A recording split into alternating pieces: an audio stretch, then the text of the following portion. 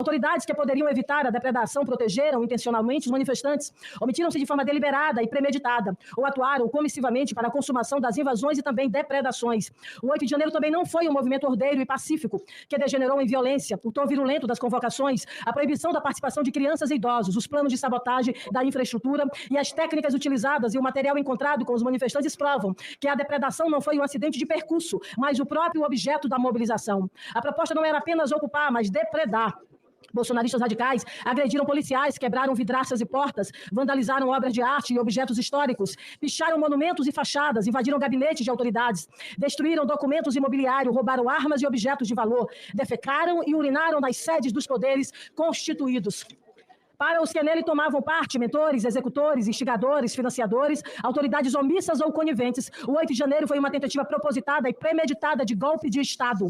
O objetivo era um só: invadir ou deixar invadir as sedes dos poderes, desestabilizar o governo, incendiar o país, provocar o caos e a desorganização política e até mesmo, se necessário, uma guerra civil.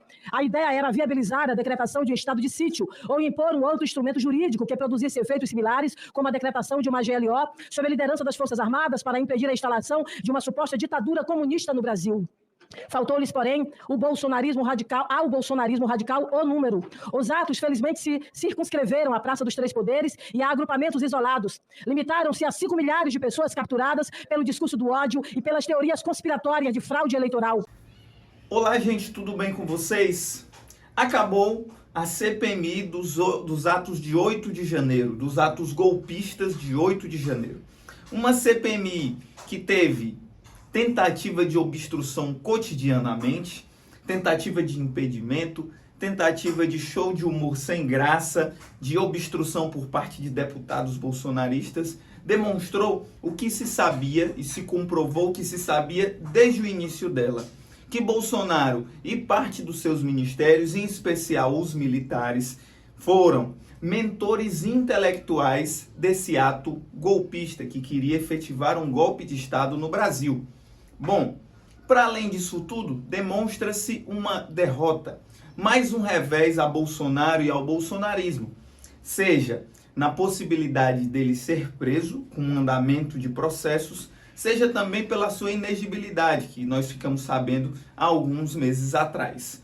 O bolsonarismo e Bolsonaro em especial tem sofrido reveses do ponto de vista jurídico. Isso não é o bastante. É fundamental que nós continuemos com o combate nas ruas, fazendo esse enfrentamento e que nas eleições do próximo ano o bolsonarismo ainda vem muito forte e que é necessário nós termos compromisso e responsabilidade nesse combate que para nós é a tarefa mais importante: derrotar o bolsonarismo nas ruas, mas também nas urnas.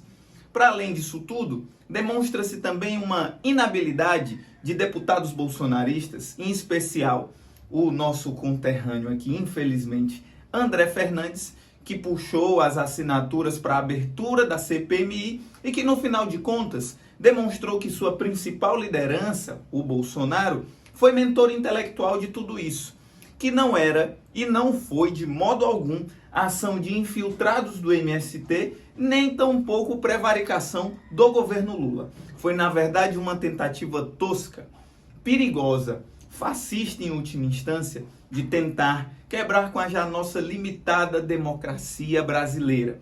O que aconteceu em 8 de janeiro foi um crime de lesa pátria. Não foi porque foram velhinhas do bolinho de chuva ou foram pessoas da terceira idade que se reuniam na igreja. Isso não isenta essas pessoas de terem cometido crime e de ter proposto a abolição violenta do Estado de Direito. Além disso tudo, além de Bolsonaro sido indiciado, ter sido evidenciado que era mentor intelectual, também foram citados os nomes de Mauro Cid, seu então ajudante de ordens, Walter Braga Neto, seu ministro da Casa Civil e que, na chapa de reeleição, ocupava a função de candidato à vice-presidência, o general Paulo Sérgio Nogueira, o sentar à mesa, que também teve seu nome citado e que também vai ser investigado pelo Ministério Público Federal, e tantos outros militares e civis, como Silvinei Vasquez, que tentou impedir pessoas, eleitores de regiões do Nordeste, da região Nordeste, de regiões do Sertão, de regiões do interior nordestino, de impedir que essas pessoas fossem votar, porque eram regiões que deram majoritariamente vitórias ao nosso então presidente Lula. O que aconteceu de fato em 8 de janeiro foi a culminância, foi o resultado de um processo inteiro de tentativa de deslegitimar o processo eleitoral brasileiro, de tentativa de impedir pessoas de irem votar e na construção de um movimento que pudesse barrar a eleição legítima do ex-presidente Lula. As minutas golpistas que foram encontradas na casa de Anderson Torres, da conspiração golpista que já não começa de hoje dos militares brasileiros, especial aí de General Heleno, por exemplo, e tudo isso demonstra o quanto o bolsonarismo tem força social ainda. O 8 de janeiro demonstrou isso, demonstra que eles conseguem ainda mobilizar pessoas, que nós não derrotamos o bolsonarismo ainda, mas é necessário e foi um importante passo na demonstração de que o bolsonarismo não tem nenhum compromisso com a democracia brasileira. Embora eu considere que a prisão de Bolsonaro, a responsabilização dos militares, passe necessariamente pela nossa constante mobilização e pressão política, haja vista foi um passo importante nesse sentido, mas que nós continuemos muito atentos nesse sentido. É necessário, por fim, entender que o governo militar de Jair Bolsonaro deve ser responsabilizado. Foram os militares, em conjunto com Bolsonaro, que pensaram a estratégia desastrosa de combate à pandemia, na verdade, de aliança com o vírus, na produção de hidroxicloroquina e também na produção de teorias conspiratórias contrárias à vacinação em massa das pessoas. Foi o Bolsonaro em pessoa, mas também sob a tutela de militares das Forças Armadas. Além disso, é necessário pensar a responsabilização desses atores sociais por conta dessa articulação constante golpista de militares. Os militares brasileiros acham que eles são poderes moderadores, que eles moderam a democracia brasileira, que eles são tutores, que eles tutelam a nossa democracia.